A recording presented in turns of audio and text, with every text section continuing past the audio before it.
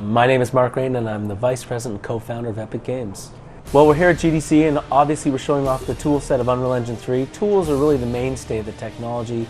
It's why people license it, because those tools will save them time, which of course ultimately saves them money. So we're just showing off the latest versions of the tools. We've made a huge amount of tweaks and improvements and added some new features since last year. You know, the kind of thing you would expect if you had the technology and said, how can Epic make it a year better? It's a year better now. We're showing Unreal Tournament 3 on PlayStation 3. Still a long way to go on PlayStation 3, but we're starting to make the same kind of improvements and optimizations that we made on Xbox 360, you know, 6 to 8 months before we shipped that game. So we're pretty excited about that. We had Gears of War. Obviously, it's done pretty well, so we're excited about that. And now we're going to have Unreal Tournament 3 on PC, PlayStation 3, and Xbox 360.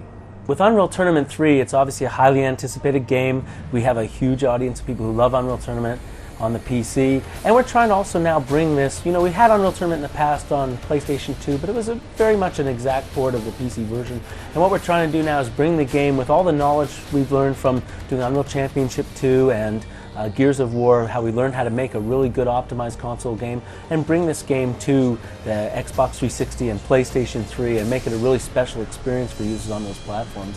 One of the big focuses that we're trying to latch on to is this idea of bringing user-created content. And as you saw, Sony talked about that today in their keynote, how important that is to them. And that's always been a huge, important thing about what Unreal Tournament means. So what we want to do is have some sort of method for bringing some of the great mods that people have created and bring them over to the console platform. So there's a big focus there.